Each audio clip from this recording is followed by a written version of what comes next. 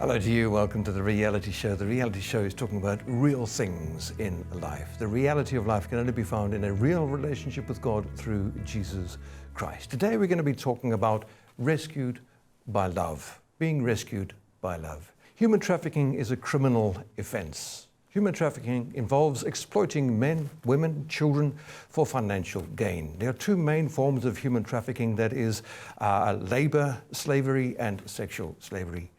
Destiny Rescue rescues children caught up in sexual exploitation and helps them to stay free. Thank you so much for joining us on the Reality Show. It's a pleasure. Thank you for having us. So tell us, what is Destiny Rescue? Destiny Rescue is a mission organisation and it's engaged in the fight against human trafficking. Our primary objective as an organisation is to find and rescue children who have been trafficked into sexually exploitative situations. Okay, so you literally go into these, I don't know, would you call them brothels, nightclubs to find the children? We do that, indeed. Yes, we do. But the model of rescue and the way that we find these children is very different in each of the different nations in which we operate. We're currently at work in 12 nations internationally. So in some nations, absolutely, where there is a very obvious sex industry in the bars and the clubs, we'll be there looking for children, finding them, rescuing them.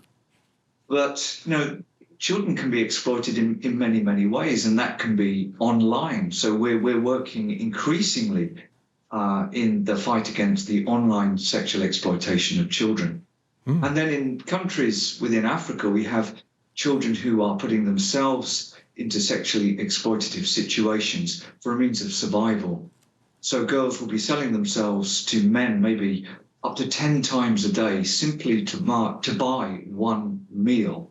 So we're working there in those communities, identifying those children and offering them a way out of that sort of suffering. Wow, that is really traumatic. So the term human trafficking is a relatively modern term. Is it the same as slavery?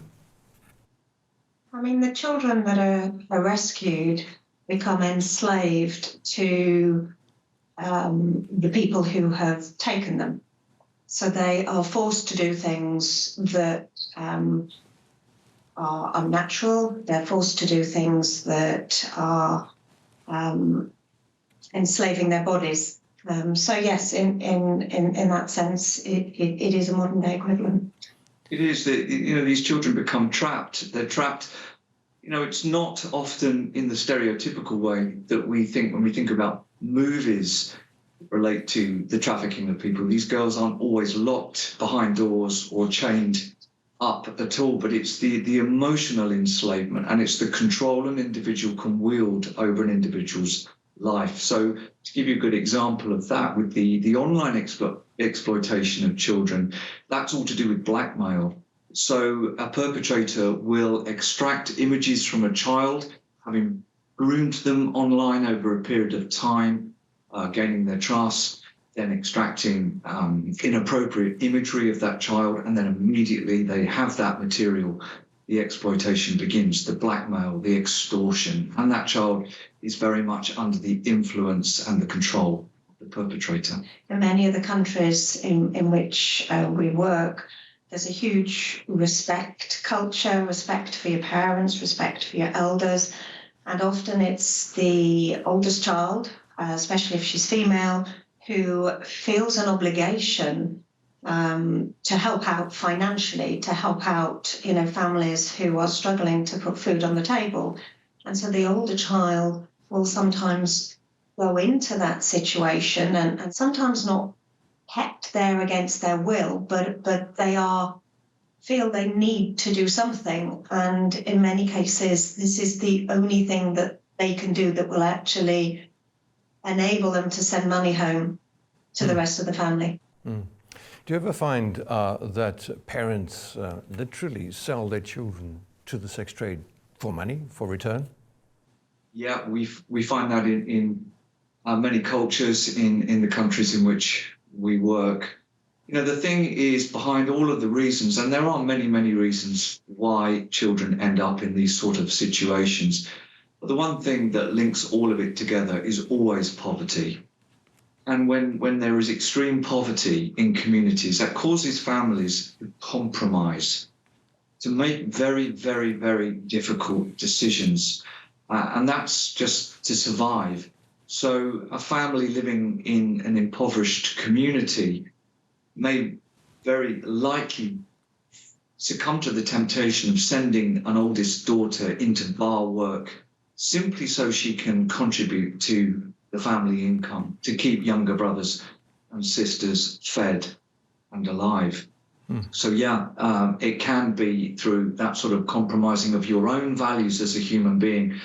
It can also be parents who have lost any kind of respect or love for their children. And we find that too, that there are some situations where it's just really unpleasant that a parent would sell their own child. And there are many, many reasons. I think as well that some families unwittingly allow their children to go into that industry. They want desperately to believe the lies they're told, that their child will go to a better life, they'll go to a place of good work where they're able to honestly earn the money to send back. And whether they truly believe that or whether they want to believe it, it's difficult to know. But I think sometimes they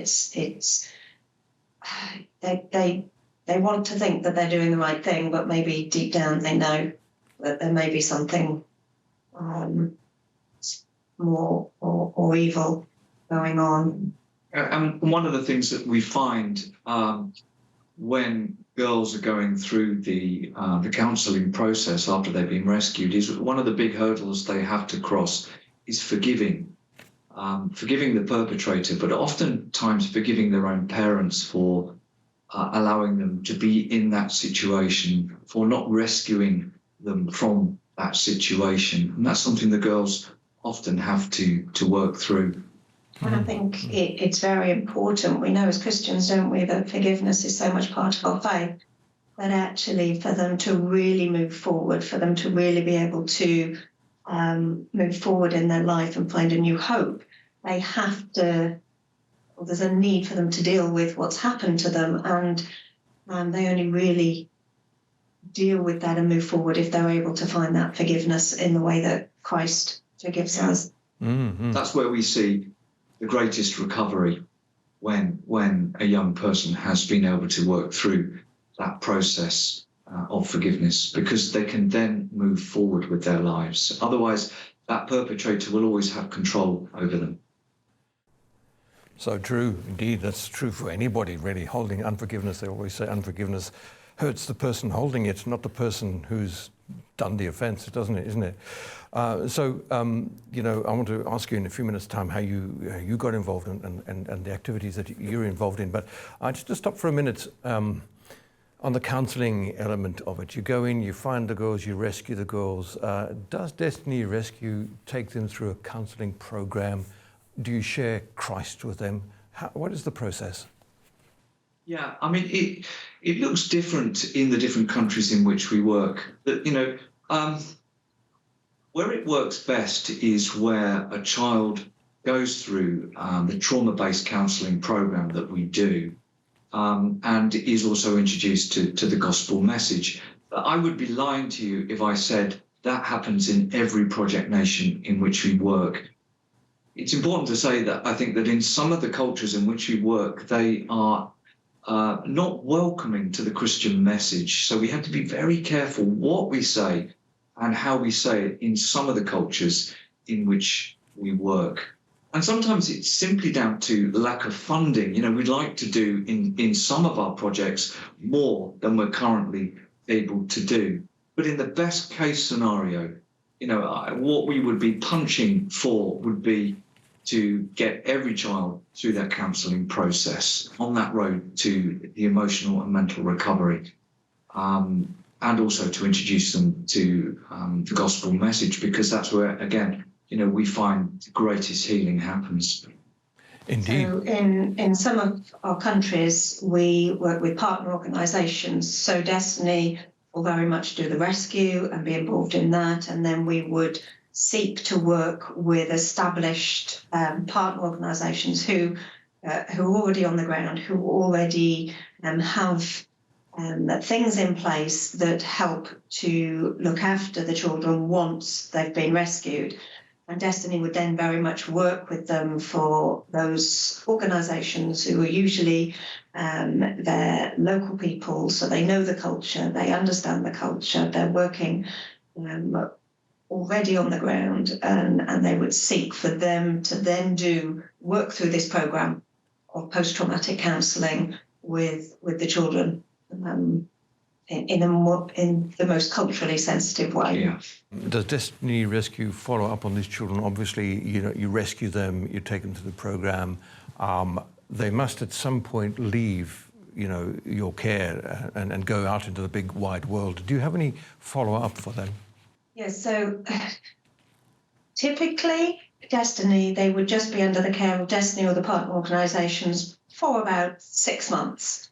And then the whole aim is that you equip them to move forward. And that might be through the process of, as we say, the counselling, but also skills training. And then they would work back in the community and hopefully move forward. Destiny has a number of standards, and they would aim to contact them after a year and then 2 years to check that they, I think the aim is that they remain out free of sexual exploitation. That's good. That's good. I think people will realise that in some of the countries we work, actually, this is all, it looks quite simple on paper, but in reality, enabling them to be followed up for this period of time can be difficult, but that is what they try to do and produce evidence of the number of girls that remain free at 1 and 2 years. Let's get down to your work individually. I believe you're more involved in the media side of things, but you do go out in the field with the agents into those areas. Tell us about your work. Yeah, so I'm engaged primarily as a filmmaker for the organisation. That's my background. Worked in film and television for many years. So I visit routinely the projects around the world that we're engaged with, and my job is to document the work. But of course, going into the projects, getting my boots on the ground in these countries, invariably I get involved in rescue process too. I'm a guy, middle-aged. I fit the criteria of a typical Western sex tourist, so that works to my advantage. So I can work alongside our covert teams in certain parts of the world to infiltrate bars, clubs, brothels, etc., to find children. Yeah, so I get my I get stuck into with the work, with the guys shoulder to shoulder as well. Yeah. When we were out in northern Thailand, I'm working full-time for Destiny. I have a health background, so I was trying to look at what we could do to improve the health of the girls we rescue. Now, we knew all the girls were coming really from a life of poverty. They would have a variety of health issues, but the thing that was common to all the girls that we took out of the sexual exploitation was clearly their risk of sexually transmitted infections. And what I wanted to do was trying to look at a very simple standard where we were able to assess and then treat any infections they might be at risk of acquiring. So I set up a very simple set of standards, and where possible, we tried to get that implemented in the different countries in which we work. We're not a health organisation in any way, so we would always do this via our partner organisations in connection with local health clinics. Take us through a typical scenario. Let's say, I don't want to mention any particular region or country, but let's say you've had report of this type of activity, human trafficking in a certain bar in a certain city. What's the process? How do you go in there and how do you get the kids? Okay, so in those sort of covert operations, we work very, very closely with local government. And we do that in most of the countries in which we operate. So our primary task working covertly is to go in with hidden cameras. So we use micro camera technology. It's the sort of technology that is used in FBI, CIA type operations. So it's incredibly complex stuff and it's well hidden. And our objective is to go in and to act as a punter, a general customer looking to purchase a young woman, a young teenage girl for sex. So we go through that whole process of combing red light areas, going into all the bars. And then when we find a potential target, that's when we begin to learn more about that individual. So we'd sit down with that child. We'd be talking to them. We'd be asking particular questions. We have certain things that we'll ask, certain things that we'll say that can help us determine how old this individual might be. And then if we're satisfied that this is a child, is a minor, we'll then begin a negotiation with whoever it is in that bar or that brothel that is selling them. And then we go through a process of taking that child away from that establishment, as if we're taking that child away to engage in sexual activity, which of course we never would. And we then have a particular method to remove ourselves very quickly from that situation to make it look as if there's a perfectly logical and reasonable explanation as to why we can't go through the transaction. But what we have then is footage, incriminating footage of money changing hands between a punter, ourselves, and somebody selling that child. And then we can present that evidence to the local government who we work with, the police department that we're currently working with in that region. And then they will work with us to secure the rescue and the conviction of the perpetrator. Rescue of child, conviction, perpetrator. Wow. Sounds very cloak and dagger, very clandestine, very exciting, I dare say, but dangerous too, no doubt, yes? Yes, it can be. I mean, it can range. Some of these bars are not so dangerous, but I've been into places where had our cameras been discovered, they would have killed us. There's no doubt that you would not escape from that situation with your life. These people will do anything to maintain control of their means of making income. And if you think that some of these perpetrators, in some of the worst places that I have seen, would be selling an individual multiple times through the day and through the night, Jesus. That's a lot of money they're generating out of one young, precious human life. And they will fight tooth and nail to keep that child within their control. Yeah. Wow, it's amazing. Do you have a story to tell? Perhaps the story of a young lady that you've gone in and rescued, who's come out and got healed. Do you have a story? Yeah, I mean, there are many impactful moments in the 7+ years that we've been with this organisation, and I can think and I can see the faces of many of the children on within the operations I've been directly involved in. But I think there's one story that impacted me perhaps the most. We were operating in South Asia, and we'd received some intelligence that there were some girls who had been trafficked into this brothel from a neighbouring nation. And their ages ranged between 13 and 15. And we were tasked with finding these children, which wasn't an easy operation to do. We were white Western guys operating in this country. We stood out. We were not the sort of guys that would normally be seen in these brothels. These were brothels that existed for local clients, for nationals of that country. So we had to work fast to get in there and search for these children and get out with our lives, basically. And this was a particular situation where, had we been discovered doing what we were doing, i.e. working covertly with hidden cameras, that's where we would have been attacked, beaten, stabbed, shot, anything like that by these guys. It was an extremely dangerous environment, very well run, highly organized criminals operating these brothels. And the problem with this operation was the brothels were in a series of buildings on multiple floors, so up to 5 floors in these buildings. And the real danger was there was only one way in and one way out. So there was a series of staircases that went up through the building, and off every floor were multiple rooms.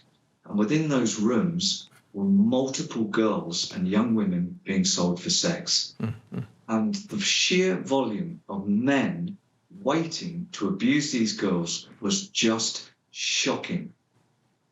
I remember walking up into that building as we were looking for these girls, these particular children, noticing that the concrete on the steps had been worn away by the footfall, the sheer volume of men every single day and night accessing that brothel. And we had to work and comb through every single one of these rooms until we found these children. And they were in one of the buildings. They were at the very top, in the top floor. And there was about 4 girls sitting there, clearly physically undeveloped. These were children. These were not even, you couldn't even mistake them for being adults. These were young girls, and we were offered them for sex. And I remember that the physical state of one girl in particular, it was just heartbreaking to see. I mean, she looked dreadful, malnourished. The condition of her hair, her skin, looked like she hadn't seen the daylight in months, which was literally the case. These girls had been locked in this building. And as we began our negotiations with the pimp to gather this incriminating evidence, we asked what he would sell this child to us for. And he valued this precious, beautiful child at less than the price of a bottle of beer he also wanted to sell us. And that was the value he placed on this incredible child, this beautiful human life. Mm-hmm. And it was a deeply, deeply impactful moment for not just myself, but the guys I was working alongside that night. And what I wanted to do in that moment was just to pick up that child and run out of that brothel. But it would have been absolutely impossible because of the dangers involved. We would never have got out of that building. So we had to do was leave that girl there at night. And that was a terrible thing because we knew that she would endure more suffering that night and perhaps the day after and the day after that until we could get the operation worked out as to how we could remove these children. And by the grace of God, and I'm so grateful that we were able to work with our incredible team on the ground at that time, and they were able to facilitate a raid rescue on that brothel and to remove those girls from that situation. And they went on to a life of freedom. Oh. But I hope what you can see through or understand through that example is what we're dealing with here are perpetrators who value a precious human life. In this case, a young 13-year-old girl, a daughter of God. They value her as less than $2. It's amazing. It's absolutely sickening. I pray right now, Lord, your blessing and protection and provision for this agency and for these young girls, Lord. Watch over them and bring to safety in Jesus' name. Really a pleasure. Thank you so much for your time. Thank you. Wow. Well, I tell you what, I'm deeply moved by that story, but it reminds me of the scripture, Matthew 25, verse 40. Assuredly, I say to you, as much as you do it to the least of these, my children or my brethren, you do it to me. As they do it to these children, for these children, they're doing it for Jesus. Thank you so much for your company today on The Reality Show. Till next time, be sure to keep your eyes on Jesus. God bless you.